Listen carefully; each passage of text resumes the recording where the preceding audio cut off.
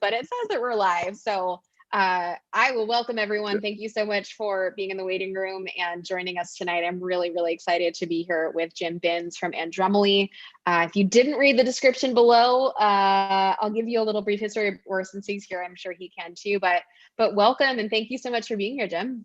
Oh, you bet. Thank you guys for having me. I'm looking forward to sharing a little bit about the wines and hopefully sharing, a little of my story as well.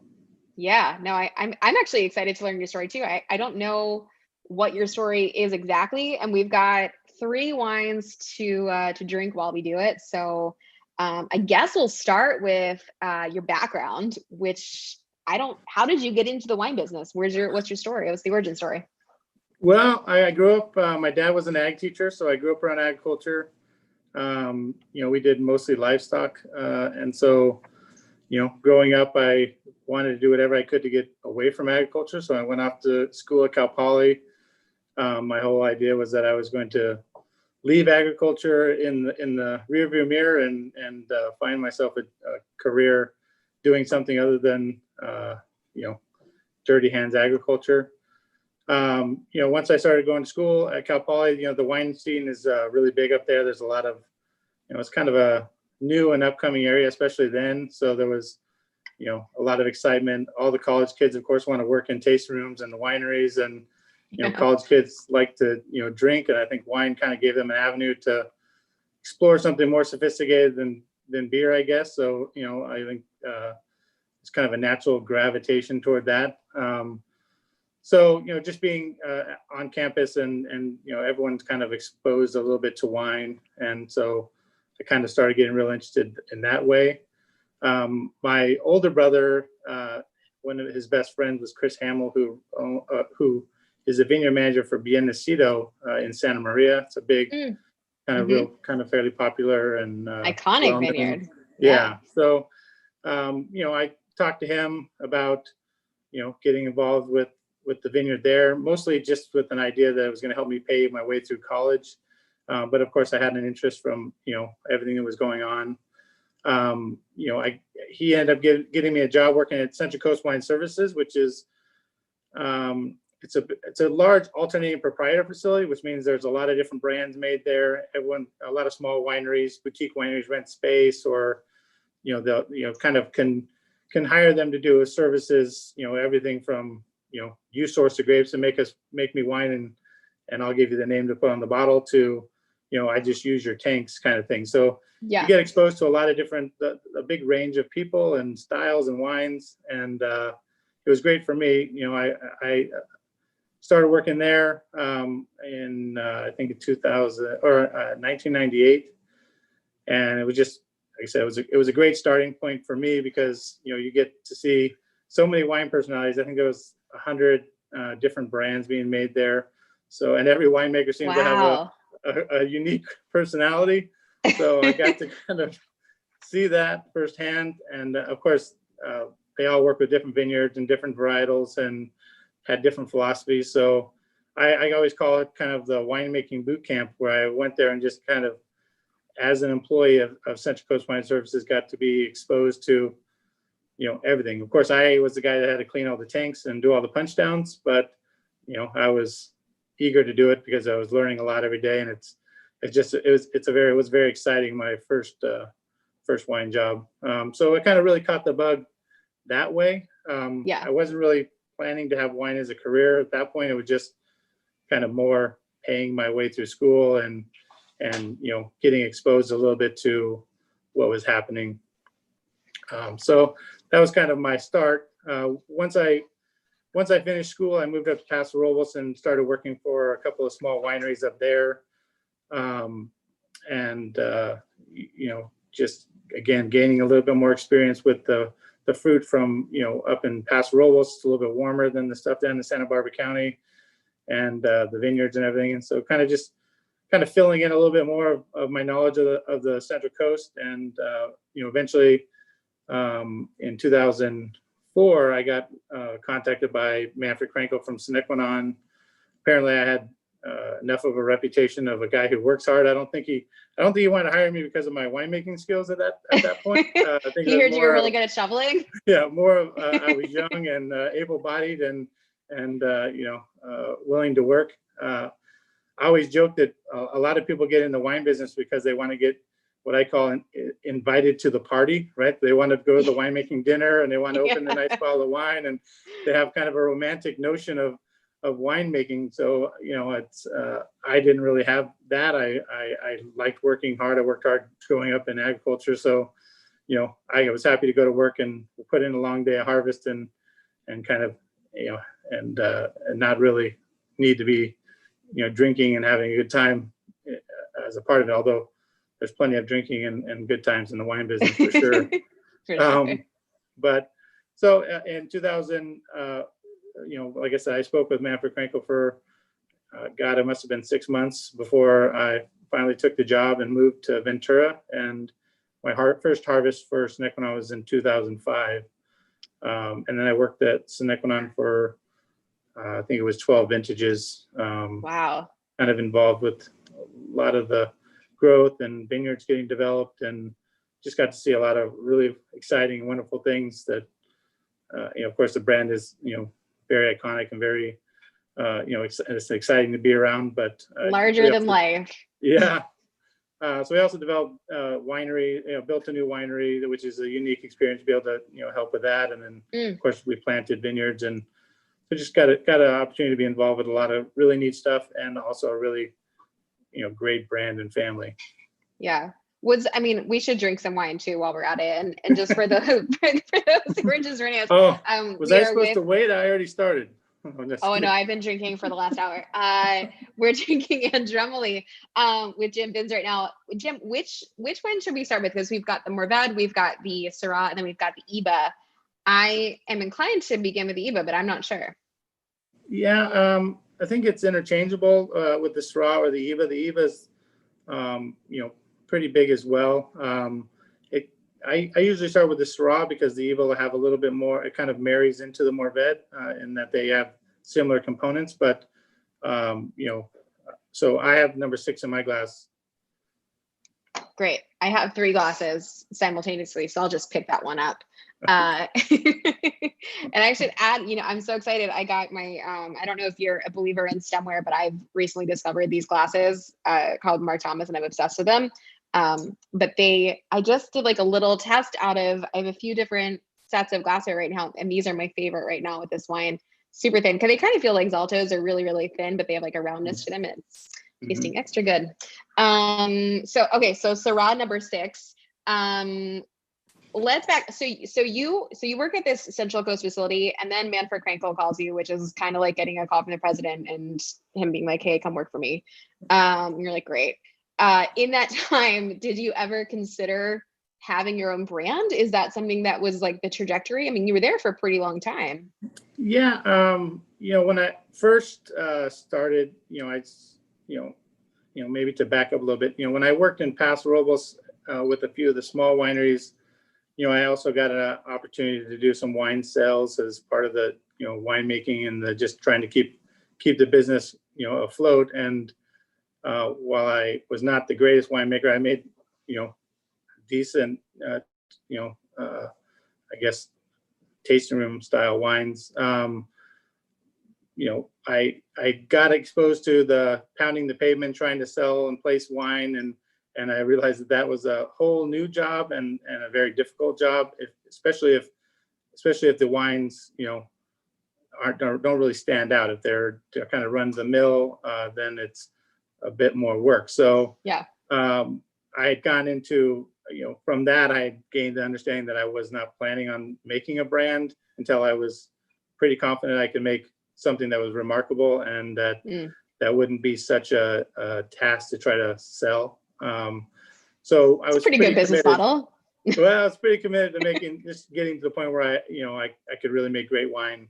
I just felt like that was that made it more enjoyable. I really enjoy making the wine. I don't, all the other aspects, especially, compliance and that stuff is not what I wake up every day dreaming about getting my hands dirty with.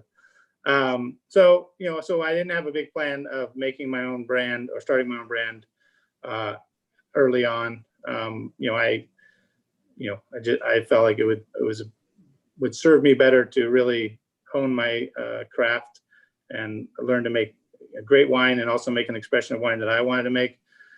When I first started Sine Qua, Maggie Harrison, who has Lillian and Chicotera, wonderful person, makes incredible wines. And although we only worked together for 6 months, I took a lot of inspiration from her and a lot of guidance and a lot of advice. And one of those pieces of advice was, to never make wine until you are ready to make a wine that nobody else makes. That you have an idea of an expression of a wine that you really love and that you want to make, right? Otherwise, Maggie's so wise. Yeah, she has. I mean, if you talk to her, those kind of nuggets. I have talked to her, and that is exactly what I expect her to say. Yeah. So, and I think it makes a lot of sense because if the wine you want to make is one that somebody else is already making, well, just buy that wine and enjoy it, and it's less work. Well, I will say, as a sommelier, your wine was incredibly easy to sell on the floor press, even though we were an all Napa Valley wine list, and technically we're not supposed to have this wine, but we still had it anyway. So that is how good it was. It was worth a hand sell. So I think mission accomplished before we get to the end of the story. I appreciate it. It's exciting to be on that list for sure. So when going into Sine Qua, I didn't have a plan to have a brand, but of course, as time went by and I started gaining a little bit more responsibility there and understanding of things and growing in my ability, of course that curiosity starts to creep in, and eventually, we kind of got to the point where I couldn't shelf the curiosity anymore, and we decided we would start a brand. It kind of lined up well. Sine Qua, while I was there, had moved from kind of contracted fruit where they were buying a good portion of their fruit because they didn't have any vineyards. The vineyards were just kind of coming online when I started, or the first of their vineyards. And so they were still contracted with vineyards like White Hawk, which is in this wine. These, we use exactly the same blocks. So as they transitioned into estate fruit, we found an opportunity to take over some of the plantings or vineyards that they were leasing. And that's kind of the genesis of our brand, was taking over. Because Sine Qua was moving to all estate, you had these contracts sort of opened up and allowed this opportunity to happen. Right. So White Hawk Vineyard, which is one of the ones that I really really liked the most and coveted the most. We got to the point where they were ready to give that up, and it was sort of like, this is probably the time I should do it. I should take the opportunity to get this fruit and start our brand. And so it had. And so you started with Syrah, right? Did you have the Syrah and the Mourvedre to start, or is just the Syrah? No. So our first 2012 and 2013 were our first releases. We only made one wine, sold in a 3-pack for the first 2 years. We did source Mourvedre for the Syrah as a blending component. I'm a big fan of Rhones all over the world. Of course, Northern Rhones. I love those wines, and they have a kind of a depth, a little bit of a funkiness, a little bit of a gaminess to them. We don't see as much in California. Part to do with our kind of ample sunshine. We have plenty of sunlight hours to ripen our fruit. We don't have the rain pressure that they have there. Among other things, they have these. A lot of them have these subterranean cellars that are dirt floors, and a lot of components that add to that kind of gaminess and a lot of stuff in there, huh? Yeah, a little funk, but that's what causes you to keep putting your nose in the glass and kind of keep exploring the wine.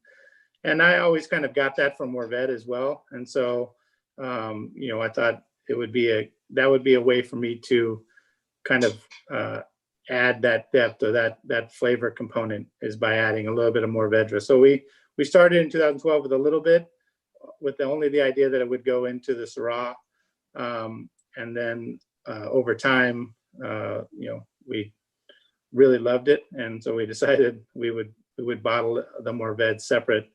And so that's where we end up with our second offering, which was the Mourvedre, which was incredibly fun and a little bit scary because, you know, there's not a lot of great Mourvedre made in the world. And I mean, I have, even now with, you know, the great response that we've received to ours, you know, I have customers that they don't want to even take the risk of buying it because they're like, I've had it before. I've had Mourvedre somewhere else before. Really? I did not like it.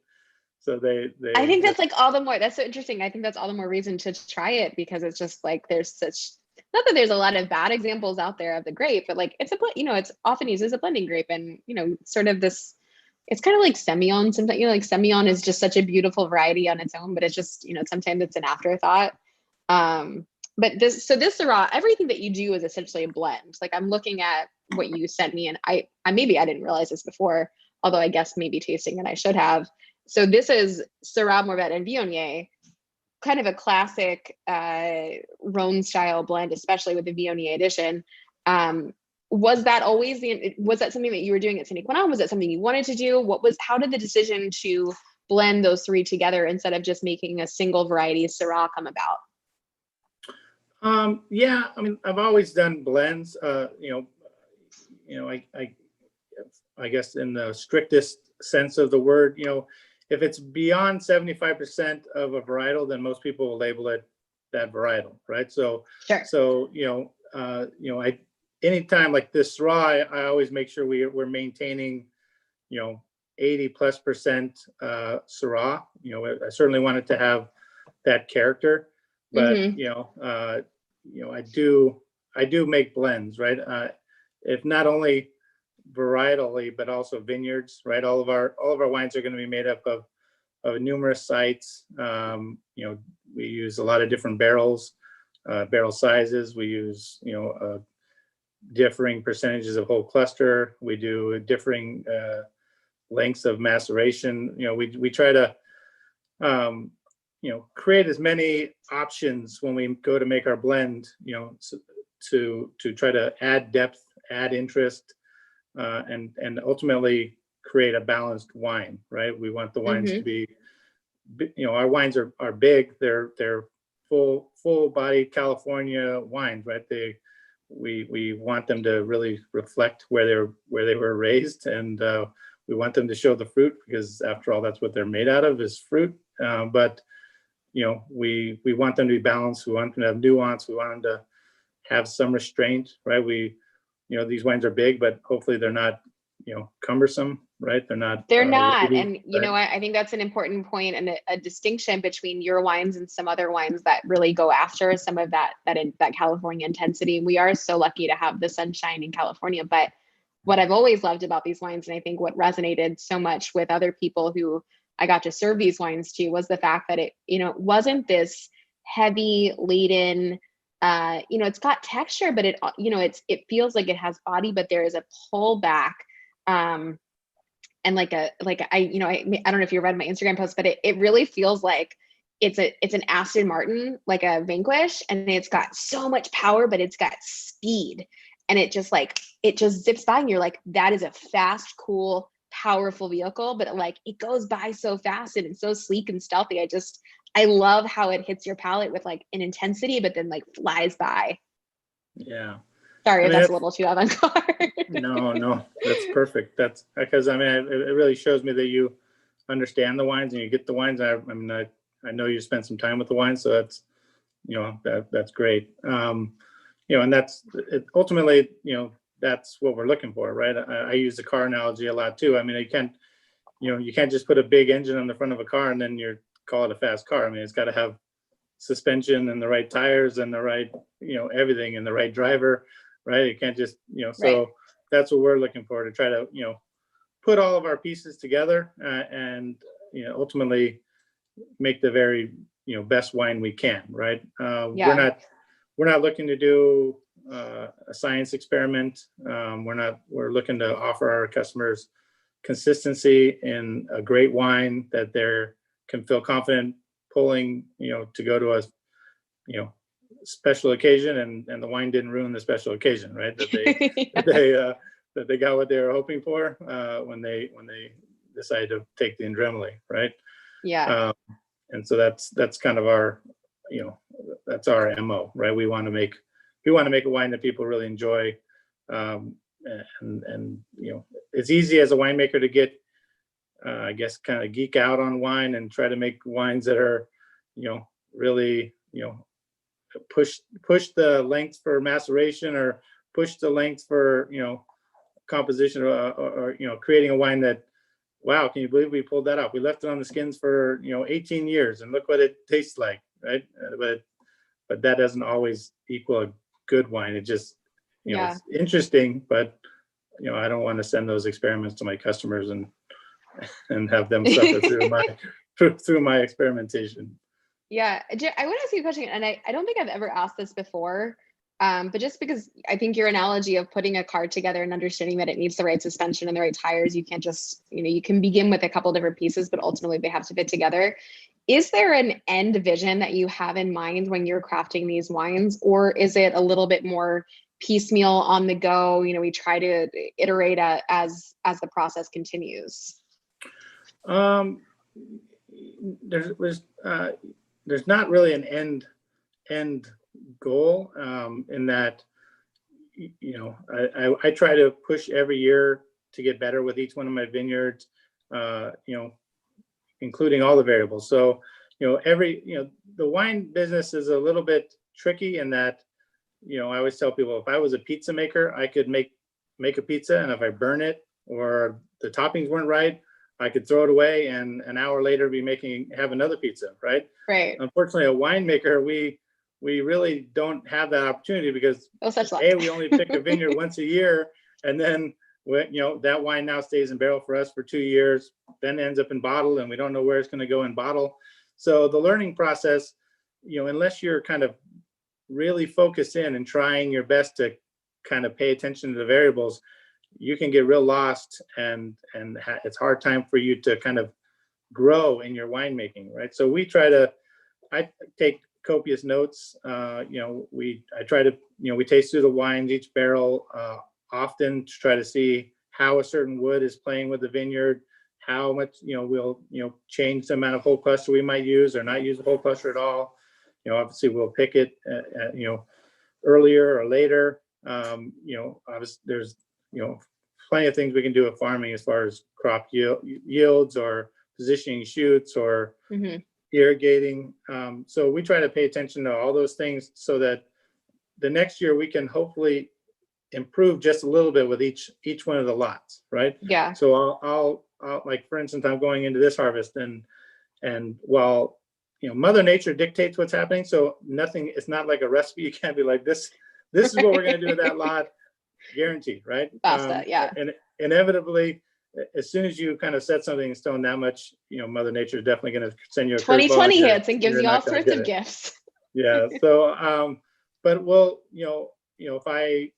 if I'm looking right now, getting ready for the 2020 harvest, I'll look at the 2019 lots, and I'll, taste through the stem profile on certain wines, or how a certain oak barrel is fitting within the lot, and I'll make adjustments there. Maybe this year I won't use that barrel with that lot, or maybe I'll use more whole cluster or less whole cluster. But then I also have to go through and taste the stems, getting ready for when we're going into the fermenter, or we're picking, to determine, are the stems right? Are the stems similar to what they were last year? Or are they going to be, different, right? And so make decisions there. And so, my goal is to make each one of the components as good as it can be, right?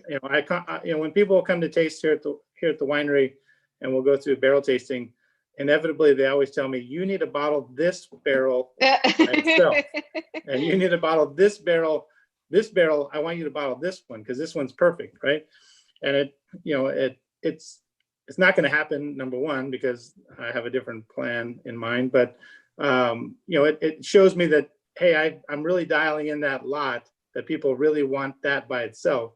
We try to elevate every barrel to be as good as it can be. And then from there, we'll try to weave it together to create a more seamless wine. And so, our goal every year is to just try to, experiment a little bit, try to push the the quality level for each lot up. Of course, try to have some fun because that's why we got into the wine business. So that's, I don't have I've pretty well accomplished kind of the style of wine I want to make and kind of the area I want to be in. But I certainly feel like every year I can push a little bit better. And I think we do. We've gained, since 2012, we've gained better relationships with our vineyards, the farming companies.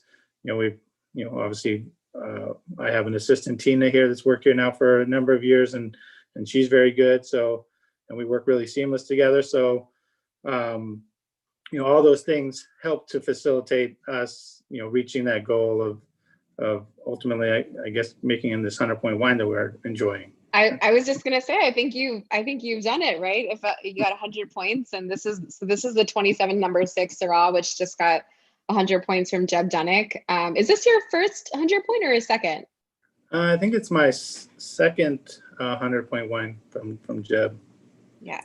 Well, I mean, well-deserved, no surprise. The notion of 100-point wine is an interesting one, and I'm sure you have a lot to say, having worked at a winery that's garnered several 100-point wines and then having gotten a few yourself. But I am curious what your take on scores is, if you have one. It's sort of an obvious on-the-nose question, but presumably you're not someone that's chasing scores, but it's got to feel nice when they do happen, right? Oh, absolutely. I mean, it's great to be recognized. I definitely think they play a role. I've received a lot of communication from our distributors, and of course, there's always the customers that didn't purchase last time that will now want come to out purchase. Of the woodwork. So I do think that they matter for sure. I think that people are following that, especially as this pandemic is going on. People are online, they're trying to find their way, from a computer screen versus being out and about. So I certainly think they're more important now, probably than they were last year at this time, just because of, where we're at as as a society. I don't make wine for points. I think that if you do that, that's a big mistake, right? I make wines that I want to drink, because in the end of the day, if nobody else buys these wines, then it's going to be me and my wife and my team drinking these wines. And so first and foremost, I'm making a wine that I want to drink. Right. Of course, the goal is, and luckily we're and thankfully we've been able to find a group of like-minded customers who like our style and want to buy our wines. So, there are wines made in every different style, which I don't have to tell you, because you made a living tasting wines from all over the place and sharing them and matching wines with customers. So, so there's a wine for every person, and it's the goal of a winery is to make the style of wine, or the goal should be to make wines that they're proud of, and then go find like-minded customers and offer the wines to. And until you can find that kind of connection, then you'll probably struggle a little bit in making wine and selling wine. But like I said, I can drink wines that have never been in a new barrel, or only been in concrete, or only been in amphora, and love it. And I drink wines that have only been in brand new barrels, and I love those too. Wines from picked very early, wines that are picked very late. I mean, a wine, there's no kind of set definition of what a good wine is. I think it just has to do with whether someone makes it with integrity and makes it, with a originality and a focus on making something that they love, right? And not just trying to, I'll from time to time I'll go into tasting rooms, although less frequently now, but they will have 20 different wines, and they'll have every different style, and it's like, it's fantastic. Overwhelming. But it seems like if you narrowed your kind of, this is what we do, this is what wine brand A does, I think it's easier for customers to jump on board than to say we make everything, and so some of them you're going to like, some of them you're going to hate, right? Yeah. Well, I think this definitely, all of your wines have a personality. They all have a through line. I think there is something identifiable about this wine that shows your mark and your thumbprint. So mission accomplished, I suppose. Thank you. But I think we should migrate to is it the Iba next or the Mourvedre? Let's go to the Iba. Great. This will be hard to put down, by the way, but Iba is very easy to pick up. So Iba, I remember getting this email when this came out and I was like, what the heck is the Iba? Iba, EABA, end all be all. And actually, before we get into this wine, even though I'm very eager to do that, I have to ask you about the name Andremily, because despite, you know, a very deep Google search, I couldn't find anything that said Andremily that wasn't related to your wine. So where the heck did Andremily come from? What is that? So Andremily is actually, it's a kind of a melding of my two kids' names. So my son's name is Andrew and my daughter's name is Emily. So and now I see that. The M over in Andremily, it's a W, so it's Andrew and Emily. And that's what it's named sweet. after. Yeah. What a cool, did you come up with that or did your wife? My sister-in-law came up with it. So she's, the whole family's contributing. So she gets an allocation for life. Is that how that works? Yeah, she's taken care of. Good. She's married to my twin brother, so we spend a lot of time together. You have a twin brother? Yes, I do. Identical? We don't know. The hospital we were born in, apparently it was a cave hospital and they couldn't do the blood work, is the story that we were told.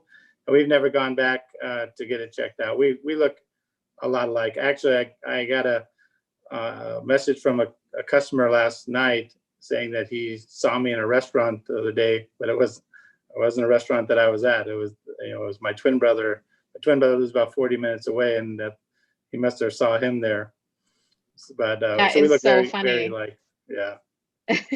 Does he have the beard and does he dress like a winemaker with the vest? No, he doesn't. Well, he does. He did buy a vest so he can have street credit when he comes around here to help store it. But he doesn't have a beard. He's clean shaven, but he's a big guy like me. And he's got curly hair and pretty similar. Yeah. Oh well, I hope I'm talking to the real Jim Binns tonight. It sounds like him. Well, we've got questions about the Iba already. So, and I've got questions too. So this is the end all be all. This is the new, are we calling it Grenache based or no? Because it's not Grenache based. It is still, where can I find my, well, you made this wine. What's in this wine? Yeah. So it's this vintage, the 2017, it's 58% Syrah. So it's the largest component is the Syrah component. It will vary every year where, it's just sort of a, they call it end all be all because it's sort of just the best blend that we can make within a certain vintage. So there's not really any rules. We'll move the pieces around. Some years it might have more Grenache. Some years it might have, a little bit more Mourvedre. But it will always be, Grenache, Syrah, Mourvedre, and then the Viognier is in there because it's co-fermented with the Syrah lots. So Iba is actually the house that I grew up in. The street number was 5121. So E is the fifth letter of the alphabet, and A is the first letter. So EABA is 5121. So it's sort of an homage to my parents. Unfortunately, I lost both of them last year or about 18 months ago. So it was kind of a way to kind of include them in the brand. And how cool. I also thought end all be all was a pretty good description of what we were trying to achieve with the blend. So yeah. So that's what Iba stands for. End all be all, and kind of a connection with my parents. And I'm sorry, Nicholas, I misread your question because you said new to lineup in 2018 and we are tasting the 2017. So Nicholas's question is asking about a Grenache based wine in 2018. Is that the Iba with a little more Grenache, or is there something new coming to the lineup? No, yeah. So in 2018, we will have a new wine coming out. We did have that. It was reviewed as also by Jeb. So we actually just bottled it last week, and it will be coming out. So it's a Grenache based wine.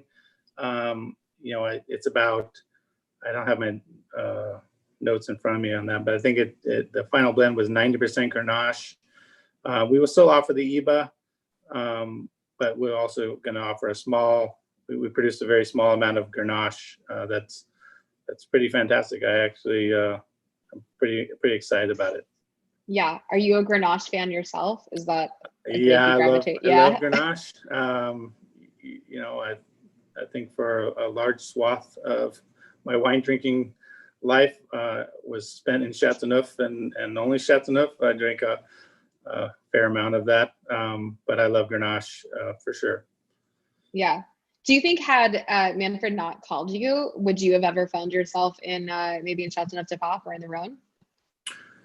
I don't. No, I would not. Not as far as living there. I really, I've had opportunities to move over there, and probably still could if I really had my heart desired. But I really love California. I love the California climate. I love the expression of these Rhone wines in California.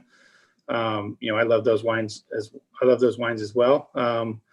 But I don't think there's any place that's better than what we have going here in California. Right. Left coast is the best coast, right? Monsoons in the middle of the harvest time is certainly I don't look forward to having that ever happen. But yeah, maybe if it keeps getting hotter and hotter, I'll change my mind and move somewhere cooler.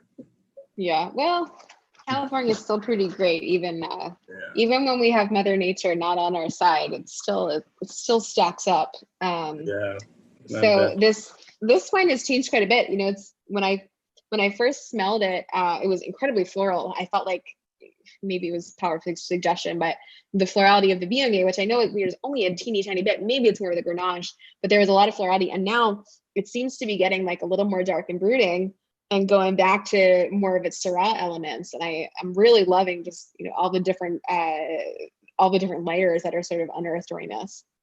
Yeah, this wine really does change a lot. Every time I open it, it's like you described it. It's a little bit leaner when we first opened it up, and then as it spends some time in the decanter, it really starts to gain in its fleshiness and start really gaining a lot more texture. But it's really pretty. I think the Grenache component really adds some kind of femininity to it, and it's both aromatically and texturally. I think it's pretty spectacular. Yeah. Oh, there's my mom. She just commented, Andremily is beautiful, and the East Coast is not so bad. It's not, Mom. I'm here in Florida right now. You're right. It's pretty good.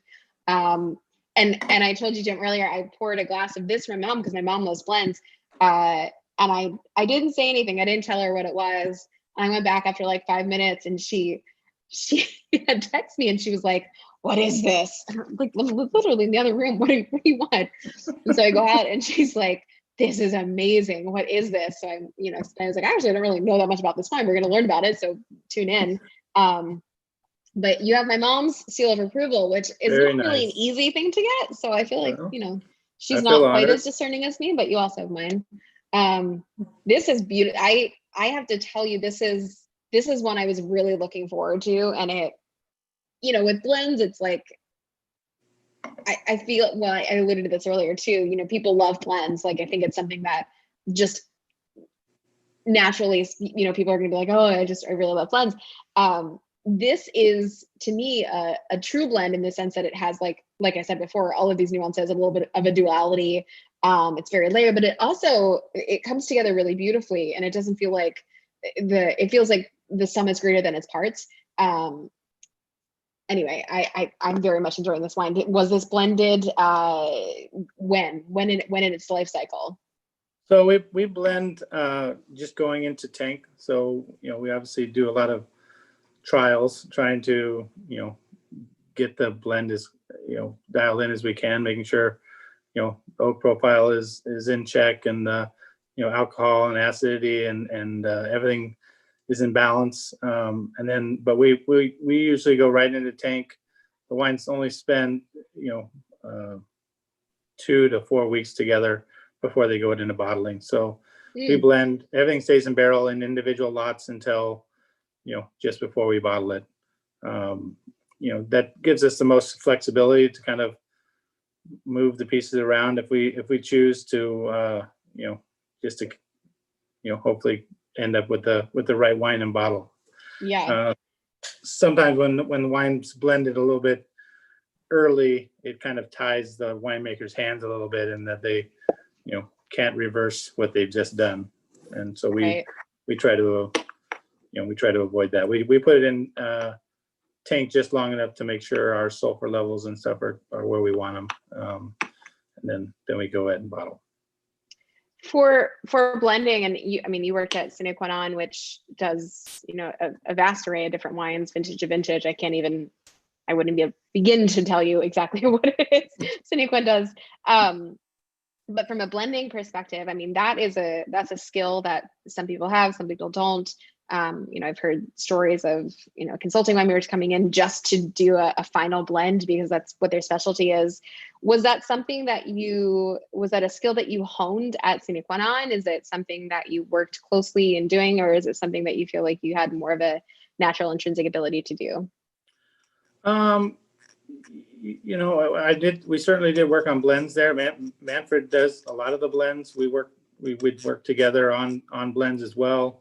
Obviously seeing what he does is great. Ultimately, it comes down to your palate, and your palate, having an understanding of the wine's going to change once you take it out of the barrel. It's going to change as it goes in the tank because it's now getting a lot more oxygen. Mm-hmm. Of course, it's going to get some oxygen added to it as it goes into a bottling, into a bottle. And so there is, experience that's needed there, or it's the wine will change. So you have to have a pretty good idea of kind of what that change will be and how to, account for that. Each blend is, different. Each wine is different. So, I guess to circle back, I did certainly get exposure to Manfred and his blends, and he's a master at it. Way better than me, frankly, at this point. He sees the picture a lot brighter than me. Had a few more years, but yes. Yeah. But it's a learning process, even for him at this point. Every vintage, he'll try new things, or just trying to get a little bit better, get a little clearer picture of what's happening, and ultimately try to make the very best. You have all the components to make a beautiful picture. You want to make sure you get all the pieces on the paper or on the canvas to make it beautiful, not accidentally put a smear in the middle of it by missing an oak profile or an acid profile or something along those lines. As a mentor, was he, I've had a few mentors over my life, and there's a few isms or phrases that I can't seem to get rid of. Were there any takeaways from your time with him that just kind of stick with you? Absolutely. Everything. Him and Elaine impacted my life, more than just wine. Of course, exposure to wines, and he has a great palate, and he's a great lover of wine. That's how he kind of got down this path in the first place. So exposure me to wines all over the world. We've traveled around the world together. Of course, his philosophy on life and that stuff is always, he's a iconic person beyond his wine, right? He has such an amazing following because he's such a unique person, and he has so many unique facets, whether it's, his love of motorcycles or nice cars or hats, or he's kind of got I don't know if it's an addictive personality where he'll find something and then he'll just chase that thing. I think he collects sunglasses or ballpoint pens, or he just he'll go to the great lengths to find the most unique thing that he's kind of got his eye on at that point, or collecting. But they're if I was going to say there was one thing I took away from him, or I hope I took away from him, is that, they push all the time. They're not, some people think they get to the top of the mountain and then they're at, the mountain's flat and they just get to enjoy the view. That's not Manfred's mantra. Manfred pushes every day. He wants to get better every day. And so that's why their brand's evolving. Their brands, they're offering, they're working with new vineyards and new varietals, and they're always, trying to drive to make something a little bit more special. They're lovers of wine, and they're lovers of their wine, all wine, but they're passionate about making wine. Most people that are in Manfred's position will have backed out of the winery and found themselves a nice comfy office chair and taken more of an executive road. And I can tell you Manfred's hands will be as dirty as anybody else's during harvest, and he'll be working the same amount of hours, and that's incredible. A person that's had the success he's had, but still wants to be in there every day, involved in everything, and smelling and tasting and dealing with all the stresses of a harvest. Yeah. I don't think I'm surprised in any way to learn that. It's kind of refreshing to hear, but and for those of you who are sitting here like, what the heck are we talking about? Do a quick search on Sine Qua Non, SINE, Manfred Krankel. Just do a quick search and dive down that rabbit hole and have yourself a good old time, because there's a lot to read about the gentleman we're speaking about. But the NLB, also the Syrah based blend in this vintage, but that could change later. Grenache based blend coming in 2018. I've got questions about the rosé. Is that going to continue? And I personally have a question about white wines, because my favorite Sine Qua Nons are actually the whites, not the reds. So I know that was a double whammy.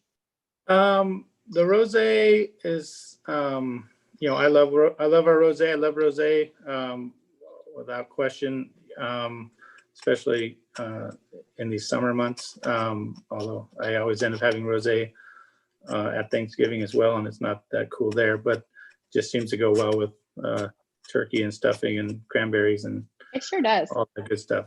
We don't ever go out intentionally with a plan to make rosé. It's sort of, again, pivoting from what Mother Nature gives us. So maybe if we harvest some grapes and the grapes seem to be a little bit bigger than we'd want, that's going to change what they call the skin to juice ratio, which is going to change the profile of the wine.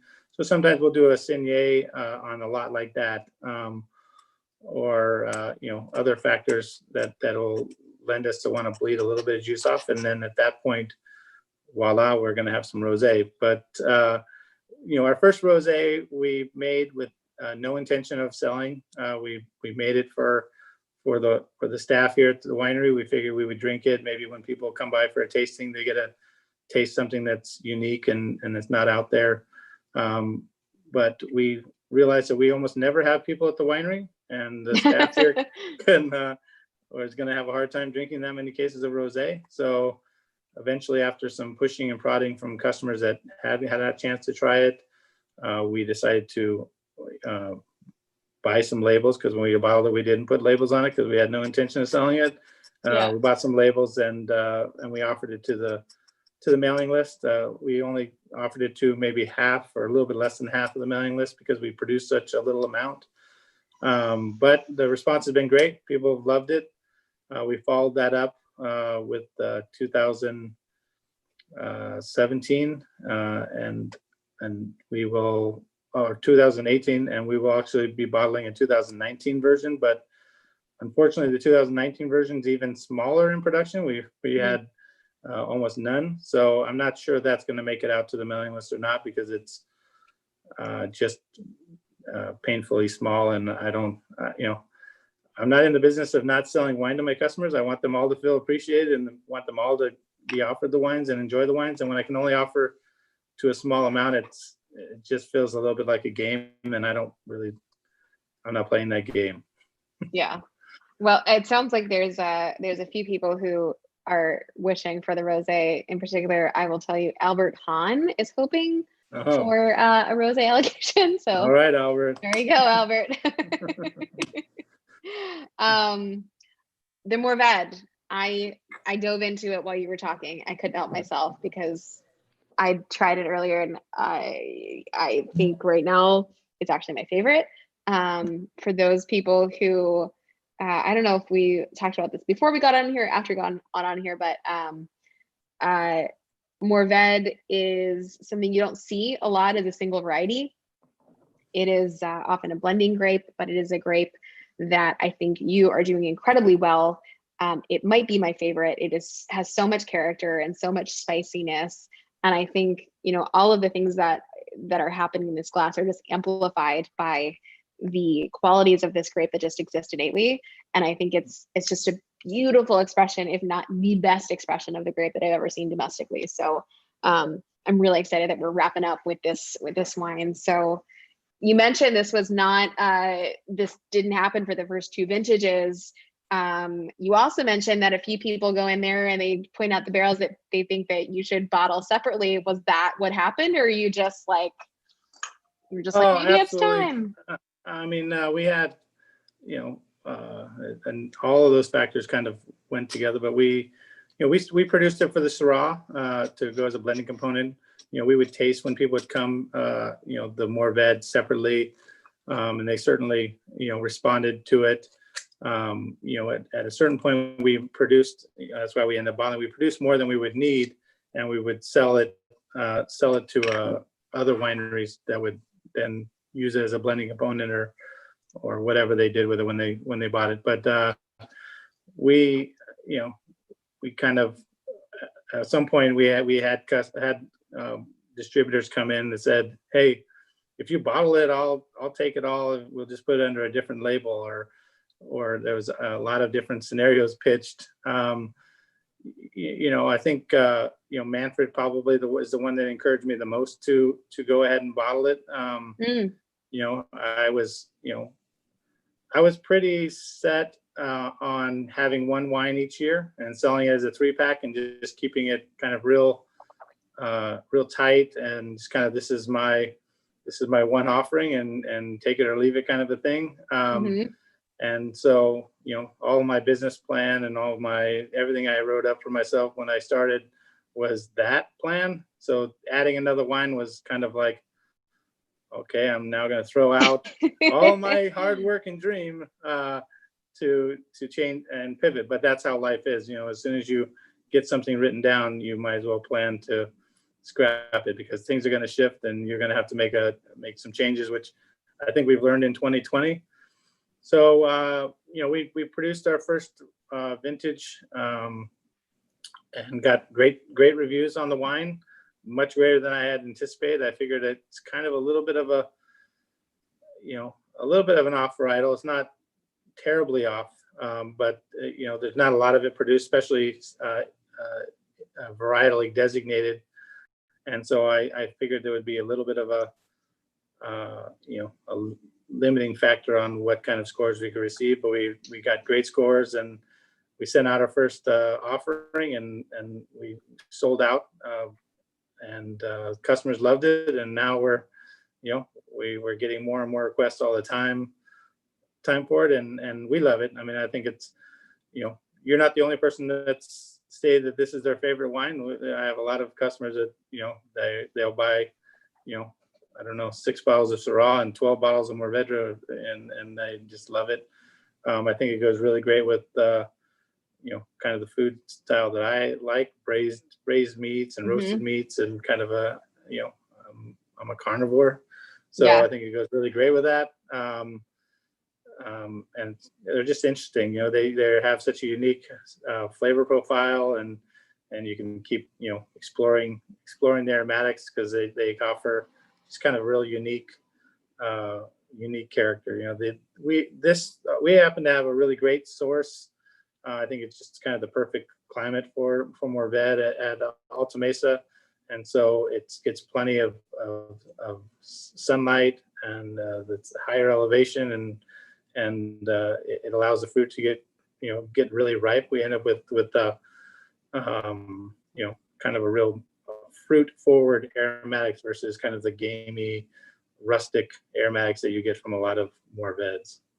Yeah, well, especially in France. It's interesting. I think Syrah and Mourvedre, you can characterize them in the same way, and that they sort of can ebb and flow with different dishes.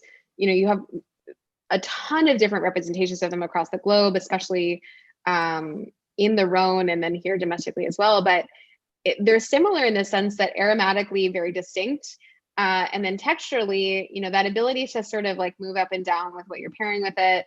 And I really like that about Mourvedre. And I think if you're someone that likes Syrah and likes that sort of chameleon wine, it's not a cab, it's not in your face, it's not, super bubbly and fruit forward and obvious. It's a little more subtle. Like it takes someone that's going to sit back with it to enjoy. But I think it's still a delicious wine that, and you could serve at anything, certainly Thanksgiving with, mom, dad, and whoever else decides to join you, and they'd all be super excited to drink it. So yeah, I mean, I'm not surprised that people have responded in the way that they have. There is no single variety Sine Qua non Mourvedre, is there? Has that ever been made?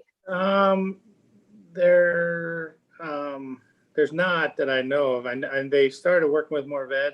They planted some, and so they're kind of moving in that direction. I think they released a wine that was pretty similar to the Eva. It's like, I think it's 50 to 60% Mourvedre. I think they released last year from their third twin ranch, but I may be mistaken.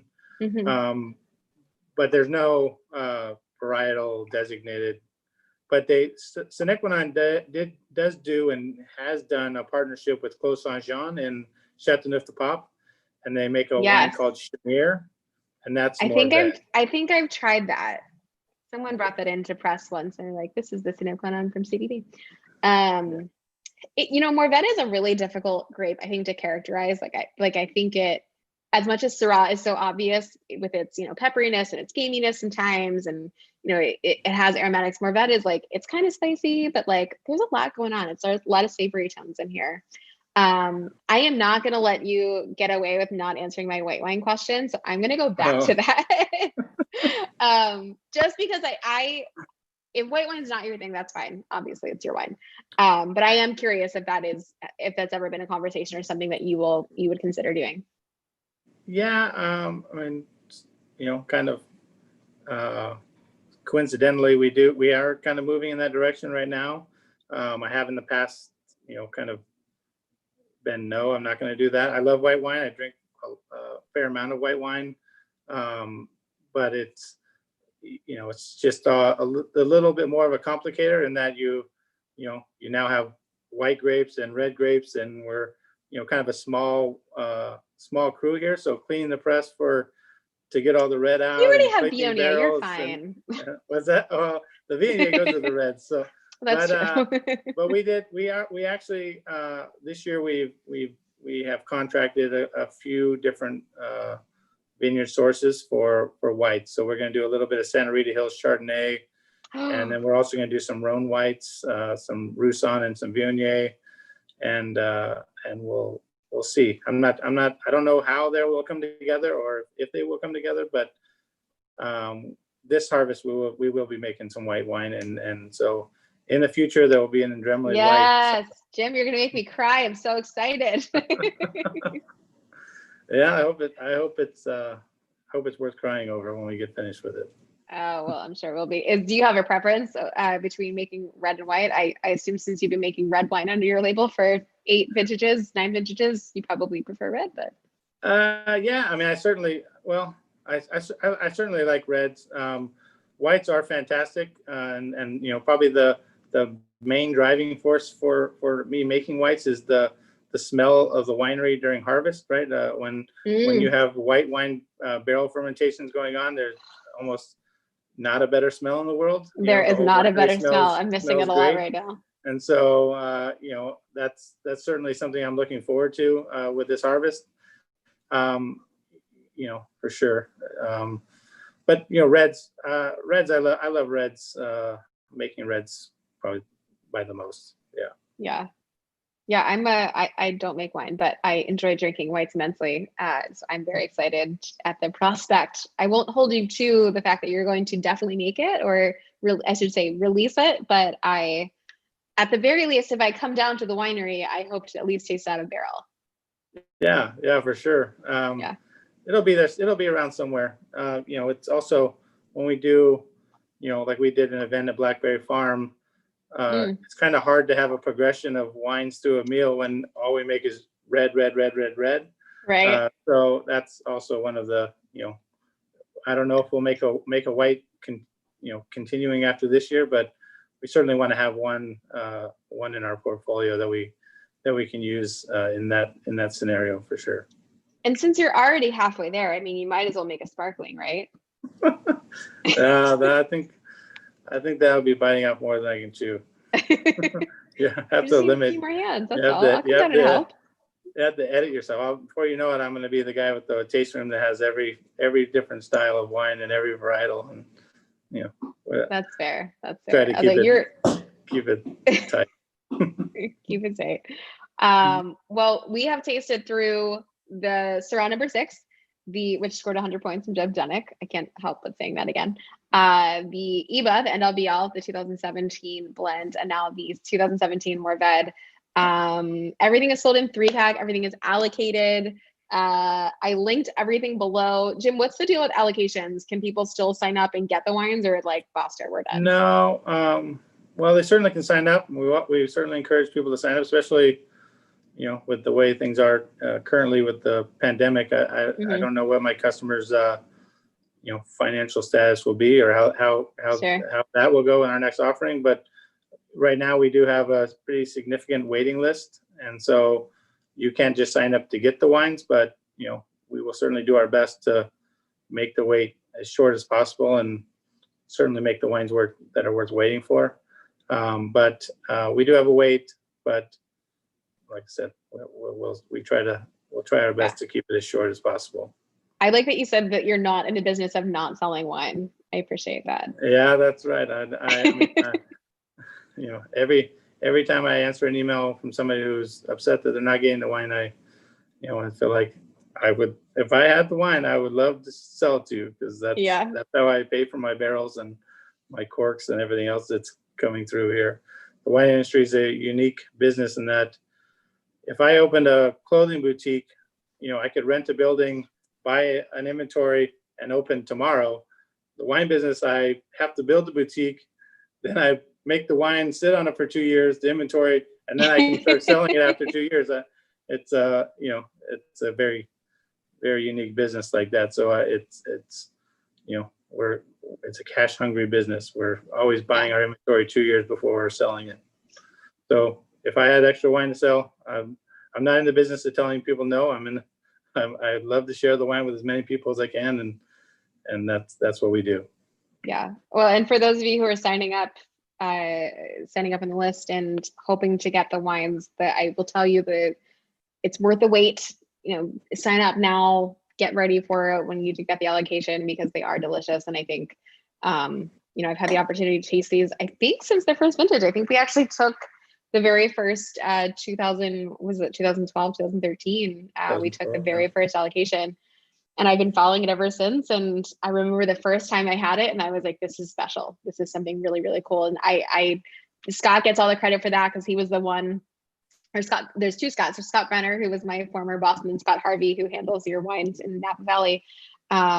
And the wines came in, and Scott Brenner hand sold it, and I was like, what is this? And he had me taste it. I was like, whoa, this is really good.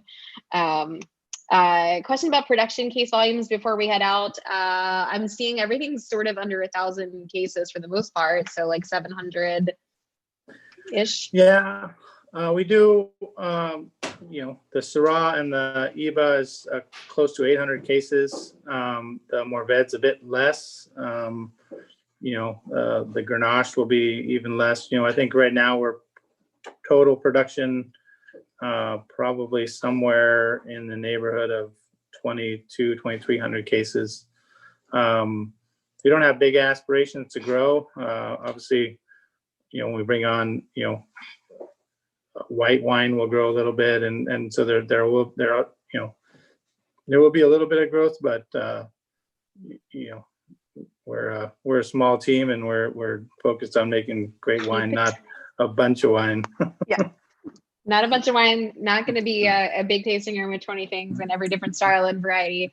But I so appreciate that value. I appreciate the focus. I appreciate the quality of craft that you are creating. It is truly tremendous. We've spoken privately many times before, and I am a huge fan. Then I'm an even bigger fan now. I'm so excited about what you're doing. I think the IBA is fantastic. And again, I know some of you are sitting here that are not, that don't have an allocation now, but I promise you this is worth waiting for.